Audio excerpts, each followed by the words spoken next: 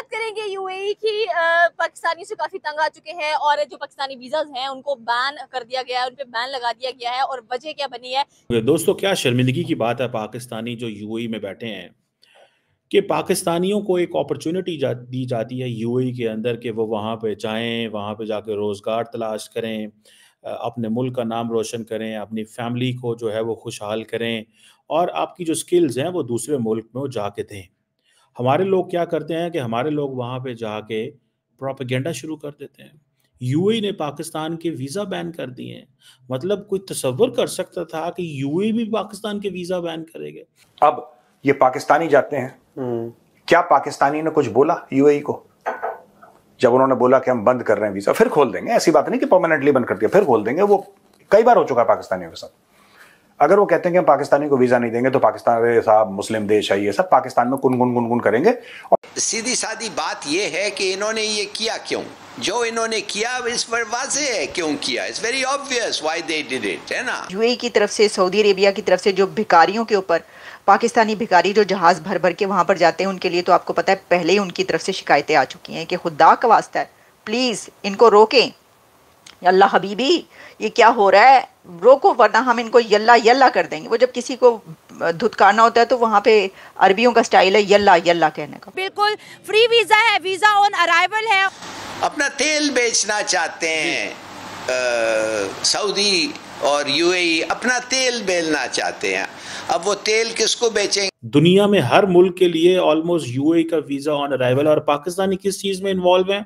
चोरी, चकारी, embezzlement, fraud, bagging, मतलब मांगने में। मतलब लोग यहाँ से 70-80 हज़ार, लाख, 1.5 लाख रुपए की टिकट लेके दुबई में जाके मांगते हैं कि रियाल में पैसा मिलेगा या दिरहम में पैसा मिलेगा। ये क्या बात हुई भाई? अब वो तेल बेचेंगे बड़े मुल्कों को और हिंदुस्तान को बेचेंगे। ये है इनका पूरा खेल। जिसे सुनकर मैं तो हैरान ही रह गई। मतलब मैं तो अभी अपने यहाँ के भिखारियों से तंग थी। वो वाले भिखारी भी जो गवर्नमेंट के और बाकी इदारों में हैं और जा जाकर लोगों से पैसा मांगते हैं, यानी डिफरेंट कंट्रीज में, वो भिखारी भी जो पाकिस्तान के अंदर रहते, और वो भिखारी भी जो कुछ मेरा पैसा ठग के ले गए। लेकिन अभी मैंने अजीब सी खबर सुनी, प्रोस्टिट्यूशन में इन्वॉल्व है, ड्रग रिलेटेड क्राइम्स में इन्वॉल्व है। और उन्होंने पाकिस्तानी एम्बेसडर को बुला के, जारी बात है जब एम्बेसडर को ये बुलाया जाए कि आपके लोग इस तरह की हरकतें कर रहे हैं, हम वीज़ाज रिस्ट्रिक्ट कर रहे हैं या बैन कर रहे हैं कुछ लोगों के लिए। मुझे रिसेंटली किसी ने बात बताई, मैंने कहा यार दुबई जाने की बात हुई कि मौसम बड़ा अच्छा है, दुबई जाना चाहिए। उन्होंने कहा जी आपकी उम्र कितनी है? मैंने कहा जी क्यों? उसने कहा आजकल छोटी उम्र के लोगों को वो वीज़े नहीं दे रहे, जिनकी उम्र 50 के अराउंड है उनको वीज़े दे रहे हैं। मैं कहा अली मैं एडा बुढ़ा तो नहीं होया, but the point is that कि ये कोई बात तो नहीं है कि मतलब अगर कोई बंदा जाना चाहता है and if he has a valid passport he should be allowed.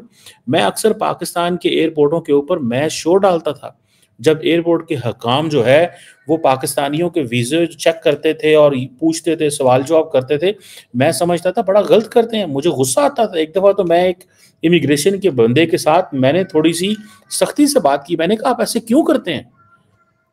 खैर वो मुझे उसने सारी स्टोरी भी बताई, डिटेल भी बताई कि लोग जो हैं 2 नंबर वीज़े लेके आते हैं और यहाँ से जाके वहाँ पे मांगते हैं। उनको कोई जॉब नहीं होती वहाँ पे, वो किसी कंपनी में काम नहीं कर रहे होते, वो सिर्फ मांगने जा रहे होते हैं। And I was shocked later on, मुझे शौक हुआ।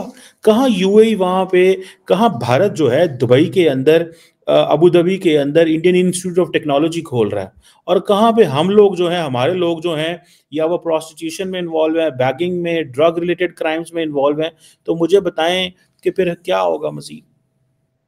पाकिस्तानी सिटीजन जब वो क्राइम होता है तो वो जाके डाटा आता है ना उनके पास कि कौन क्या कर रहा है, तो वो पाकिस्तानी सिटीजन से क्यों निकलते हैं? उनके पास क्राइम डाटा आया होगा कि किस मुल्क के लोग क्या करते हैं। पाकिस्तानी निकल रहे हैं, जाते दूसरे मुल्क हैं, नाम पाकिस्तान का है, पासपोर्ट पाकिस्तान का है। अल्लाह हबीबी, ये क्या हो रहा है, रोको वरना हम इनको यल्ला यल्ला कर देंगे। वो जब किसी को धुतकारना होता है तो वहाँ पे अरबियों का स्टाइल है यल्ला यल्ला कहने का। तो हबीबी हबीबी वो कहते हैं जब किसी को पुकारते हैं। तो अभी वो पाकिस्तानियों को यल्ला यल्ला बोल रहे हैं, या हबीबी हैया हैया नहीं बोल रहे, या हबीबी हैया हैया अब वो बोलेंगे भी नहीं पाकिस्तानियों को। वो कह रहे हैं कि आप प्रोपेगेंडा कर रहे हैं। अच्छा, तो जहाँ पर फिर उन्होंने सही कहा ना, जिस थाली में खाते हो उसी में छेद करते हो। वो आपको जॉब्स दे रहे हैं, वो आपको तनख्वाहें दे रहे हैं, इतनी बड़ी बड़ी सैलरीज दे रहे हैं आपको, आपके रोज़गार लगा हुआ है, आप वहाँ पे ऐश कर रहे हैं, मतलब फिर रहे हैं, इतनी आपको आज़ादी, और आप वहाँ पे उनके, आपको क्या तकलीफ़ है? यानी वो कहते हैं ना मामे बने हुए सबके। ये जो एक है ना पाकिस्तानियों के अंदर हर एक का मामा बनना, एक तो है लैके बैठ गया जे, लैके बैठ गया, मतलब अत की हुई है, अत चुकी हुई है। पाकिस्तानियों ने दूसरे कंट्रीज़ में जाते हैं क्या चौधरी बन गए, हुन ते असी आ गए हैं ते साडा ही है, हटो बचो शुरू हो जाता है। यानी हटो बचो वहाँ पे रहने वालों को कहते हैं चलो निकलो इधर से, अब हम आ गए, हमारा ये अजारादारी यहाँ पे। वो ये बिल्कुल ऐसे ही है कि वो जो इन्वेडर्स आते थे ना, वो बस सबको निकाल नकूल के तो वो कब्जा जमा लिया उन्होंने। यूएई की बात करें, इन्होंने पाकिस्तान के लिए वीज़ा सर बैन कर दिया है, क्यों? देखें, सबसे पहले तो एक चीज़ है कि वीज़ा फ्री एंट्री किन ममालिक के लिए होती है? जहाँ पे इन्वेस्टर्स ज़्यादा हों या वहाँ की जो इकॉनमी है वो उस लिहाज से ग्रो कर रही हो, ठीक है। अब जब आप पाकिस्तान की बात करते हैं कि पाकिस्तान को वीज़ा फ्री 33 ममालिक ऐसे हैं जो पाकिस्तान को वीज़ा फ्री एंट्री देते हैं, उनमें मुझे कोई एक बता दें जो पहली 50 इकोनॉमीज़ में आता हो। कोई भी नहीं है, कोई ऐसा ममालिक ऐसा नहीं है जो पहली 50 इकोनॉमीज़ में आता हो। जिनमें वीज़ा फ्री है उनमें 16 साल से कम और 52 साल से ज़्यादा उम्र। ठीक है, वो पाकिस्तानियों को बड़ा प्रॉब्लम है। लो जी, सऊदी अरब में ये क्यों हो रहा? भाई सऊदी अरब में वही उनका मुल्क है, वो जो मर्जी फैसला करें, वो रियाना को बुलाएं, वो जिस मर्जी एक्टर एक्ट्रेस को बुलाएं, उनकी मर्जी है यार। आप कौन होते हैं किसी को बताने वाले, डिक्टेट करने वाले? जो यूटर्न मैं कहता हूं सऊदी अरब ने लिया है, वो यूटर्न पूरी दुनिया के मुसलमान ममालिक को लेना चाहिए। लेकिन मसला ये है कि ये झूठियां डेमोक्रेसी है ना, साड़ी तो झूठी डेमोक्रेसी है ना, मुंह की लिप सर्विस, बड़ी झूठियां डेमोक्रेसी कैसे ये सारा कुछ कर सकें? वो तो कर सकते हैं। हमारे मुल्क में तो एक छोटा सा कंसर्ट हो जाते, वो कहते नया की हो गया, इधर जाहिल मौलवी बाहर खड़ा होकर निकलेगा और कहेगा ओहो अच्छा इस्लाम खतरे में पड़ गया। कहीं पे गाना बजाना होगा कि इस्लाम खतरे में, लोग बुरा बच्चा कहते हैं ना। बच्चे आज के ज़माने में दे बिलीव कि यार हर बंदे के हाथ में गैजेट है, कोई म्यूज़िक सुनना चाहता है, कोई तफरीह करना चाहता है, कोई कव्वाली सुनना चाहता है, कोई अपना टैलेंट जो है वो दिखा रहा है, कोई कुछ कर रहा है, कोई कुछ कर रहा है। तो आप कौन होते हैं? आप कौन हैं? ठीक है, अगर यूएई और सऊदी अरब एक प्रोग्रेसिव इस्लामिक कंट्री बनना चाहते हैं and they believe those who want to pray religion they are supposed to practise Islam, आप प्रैक्टिस करें। आप सिनागॉग जाएं, आप मंदिर जाएं, आप गुरुद्वारे जाएं, आप जिधर दिल करता है चर्च जाएं। अब अगर वो लोगों को ये चॉइस दे रहे हैं तो आपको किस चीज की तकलीफ हो रही है? तुम कौन से बेहतरीन मुसलमान हो? अगर इतने मुसलमान हो तो ये प्रोस्टिट्यूशन में क्यों इन्वॉल्व हो? तुम इतने मुसलमान हो तो ये चोरी चकारी में तुम्हारा नाम पहले क्यों आता है? तुम इतने हाजी इस्लामी हो तो ये ड्रग्स क्यों यूएई में जाके बेचते हो?